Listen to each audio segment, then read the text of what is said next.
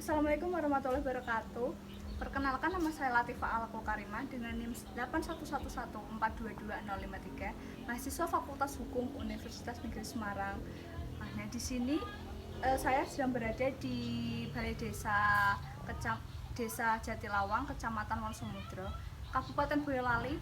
Nah, di sini saya untuk melakukan investigasi adanya dugaan perangkat desa di Boyolali sendiri, yaitu khususnya di Desa Jatilawang, Kecamatan Wonosoemudro, Kabupaten Boyolali, yang menjadi tersangka korupsi uang pajak bumi bangunan. Nah, di sini untuk memenuhi tugas mata kuliah pendidikan anti korupsi.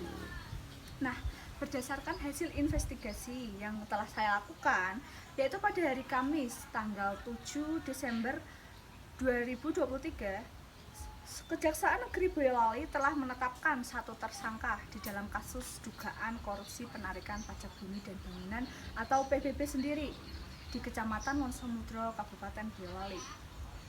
Satu orang sudah kita tetapkan sebagai tersangka, yaitu berinisial DP. Nah, menurut kasih pidana sendiri, Kejaksaan Boyolali yang berinisial RM saat ditemui di sela acara Pekan Adiaksa Jagain Sekolah Boyolali dalam rangka peringatan Hari Anti Korupsi Sedunia di kantor Kejaksaan Boyolali, satu orang telah ditetapkan sebagai tersangka itu berstatus kepala dusun atau kadus. Saat ini Kejaksaan masih melakukan penyidikan dan melengkapi berkas perkaranya sendiri. Di dalam kasus ini terdapat modus, yaitu kadus menjadi petugas pemungut pajak bumi bangunan dari masyarakat. Namun, uang dari PBB itu tidak digunakan atau tidak disetorkan ke Pemkab Boyolali, melainkan diduga dipakai untuk kepentingan sendiri atau untuk memenuhi kebutuhan sendiri.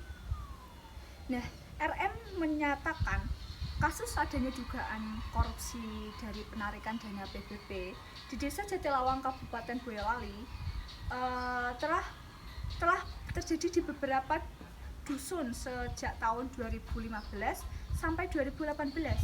Nilai kerugian yaitu sekitar 400 juta rupiah. Dari nilai kerugian negara di Desa Jatilawang itu, secara keseluruhan sekitar 400 jutaan, kita breakdown tanggung jawabnya masing-masing. Per kadus yaitu ada 110 juta, 120 juta, dan juga 90 juta.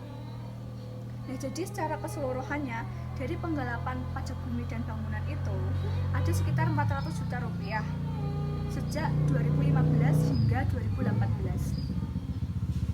Nah, pelaku di dalam kasus ini dijerat Undang-Undang Pemberantasan Tindak Pidana Korupsi atau Tipikor, yakni bisa kenakan pasal 2 atau pasal 3 Undang-Undang Nomor 20 Tahun 2001 junto Undang-Undang Nomor 31 Tahun 1999 tentang pemberantasan tipikor sendiri.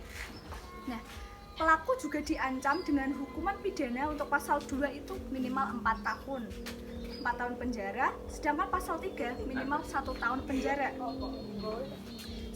Sementara terpisah Kepala Dinas Pemberdayaan Masyarakat dan Desa Boyolali, inisial YP, mengatakan kasus 3 kadus yang diduga menilap uang pajak bumi bangunan itu sudah diproses inspektorat.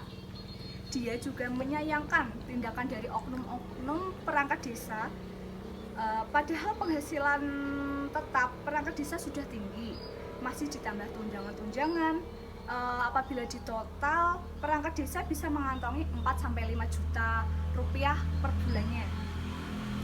Perangkat desa dapat siltap lalu dapat tunjangan dari alokasi dana desa atau ADD. Lalu ditambahkan tunjangan yang dari pendapatan asli desa atau PAD. Jadi kadis itu yang di desanya bagus bisa di atas dari 6 juta yang ada. Perangkat desa juga muncul bisa mencapai 4-5 juta per bulan. Makanya artinya itu kan faktor manusianya.